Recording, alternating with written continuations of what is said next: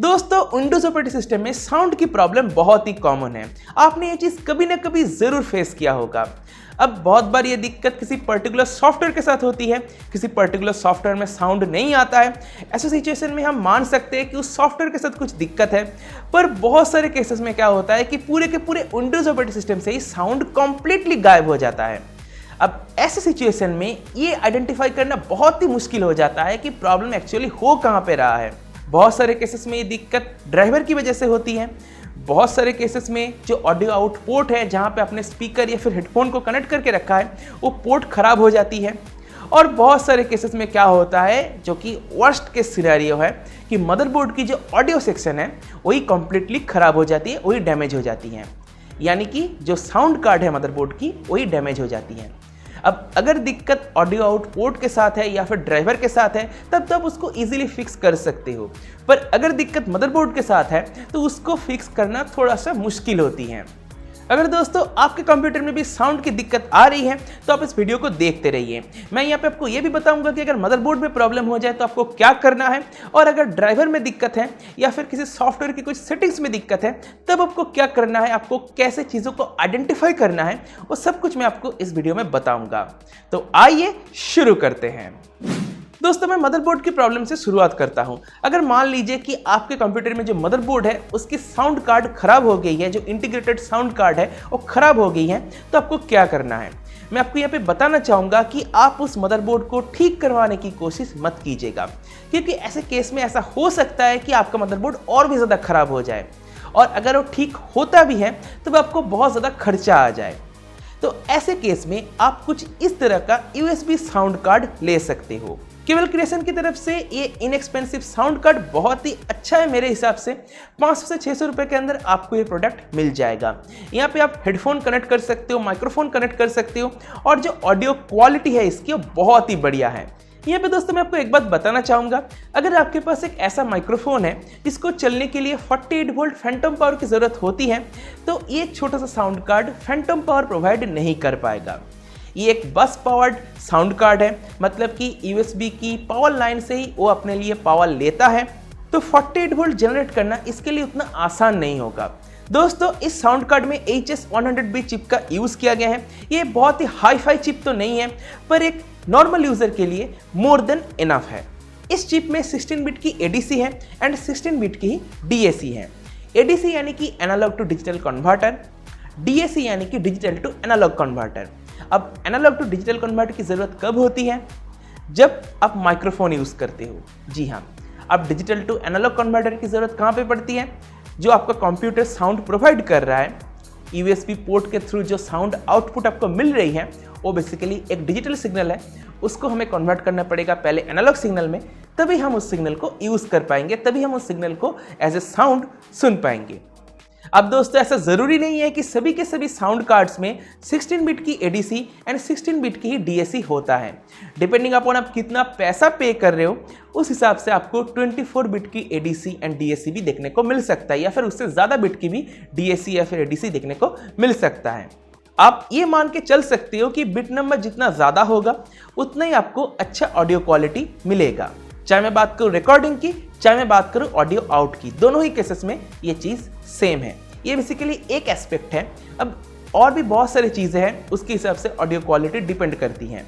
Anyway, अगर मैं sampling rate की बात करूँ तो 48 किलोहर्ट्ज आपको प्लेबैक में मिलेगा और 44.1 किलोहर्ट्ज आपको रिकॉर्डिंग में मिलेगा।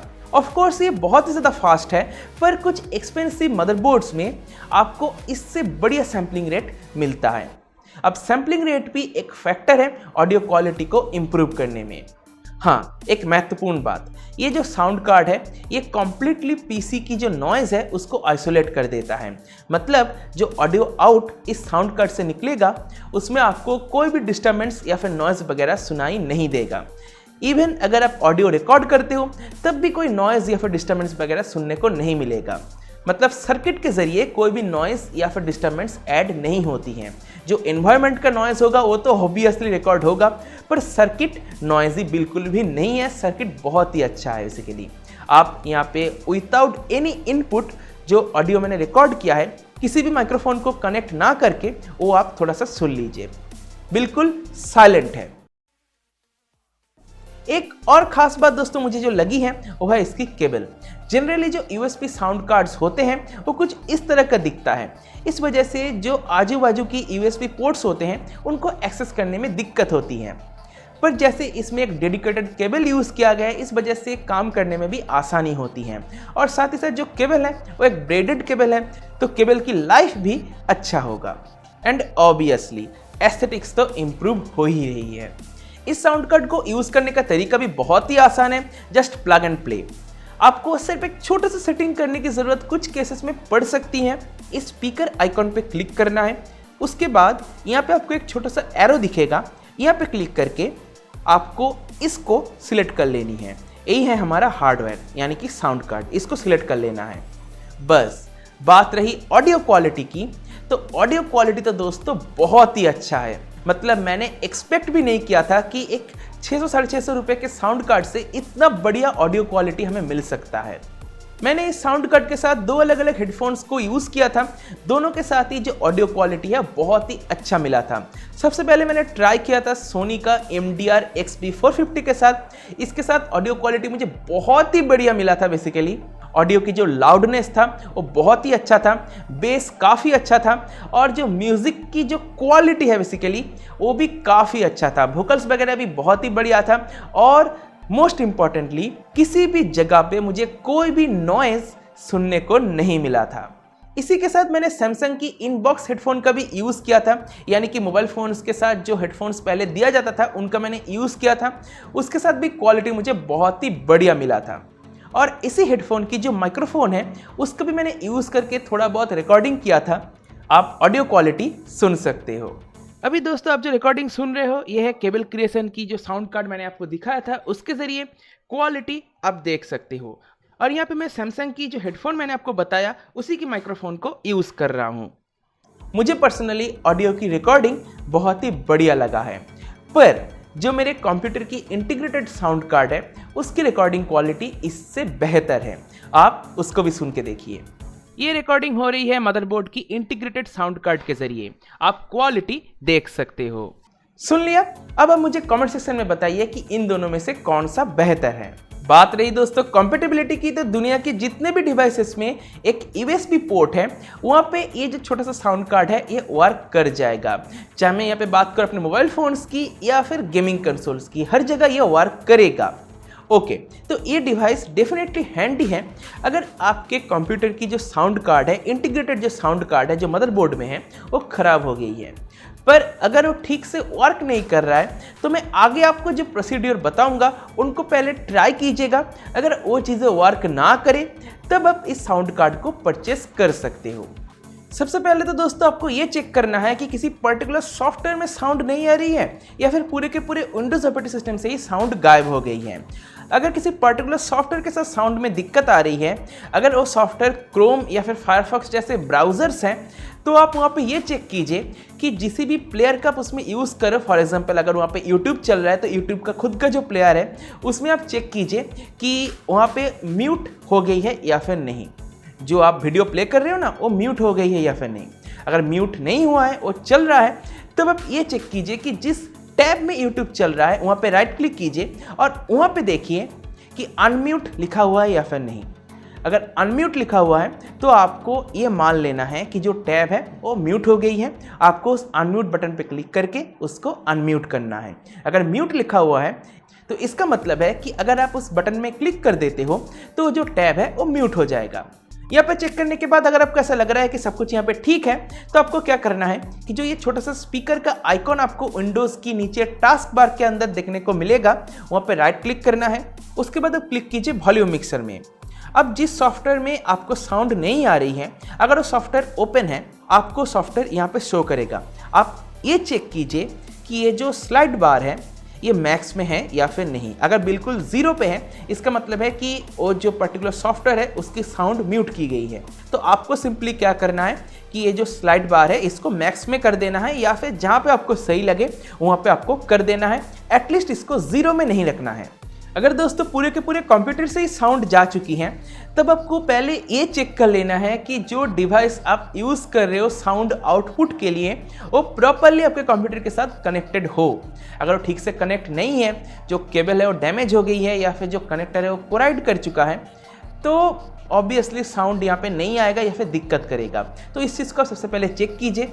उसके बाद आपको ये चेक करना है कि जो ऑडियो हार्डवेयर है वो प्रॉपरली सिलेक्ट है या फिर नहीं। उसको आप कैसे चेक करोगे? बहुत ही आसान है।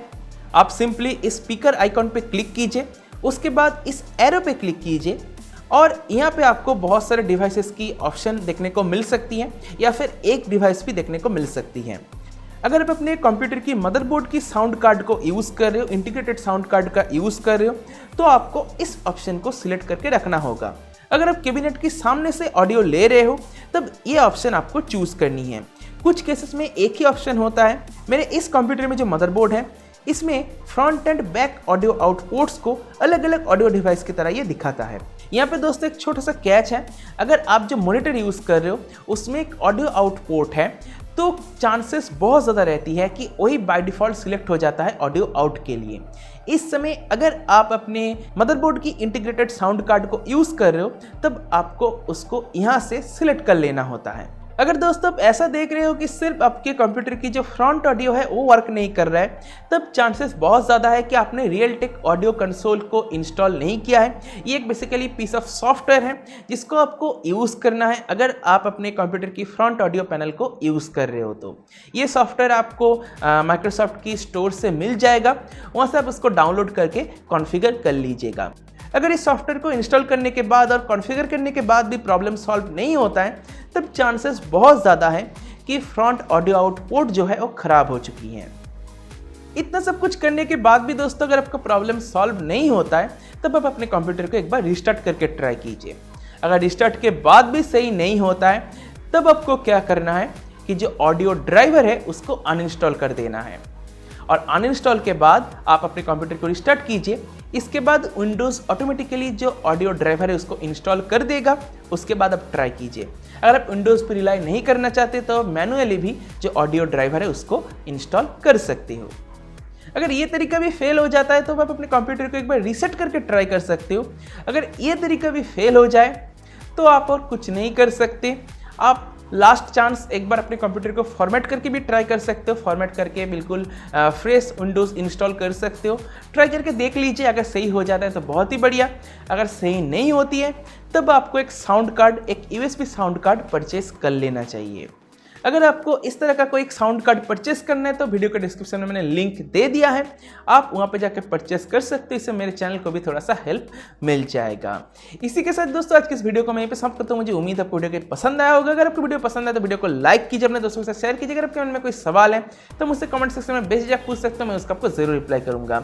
अगर मेरे चैनल को भी सब्सक्राइब नहीं किया, सब्सक्राइब कर लीजिए। सब्सक्राइब करने के साथ नोटिफिकेशन बेल है उसको जरूर टैप कर दीजिए। इससे कोई मैं नई वीडियो अपलोड करूंगा तो नोटिफिकेशन मिल जाएगी। इसी के साथ इस वीडियो को मैं समाप्त करता हूँ। सबका बहुत बहुत धन्यवाद। Good bye.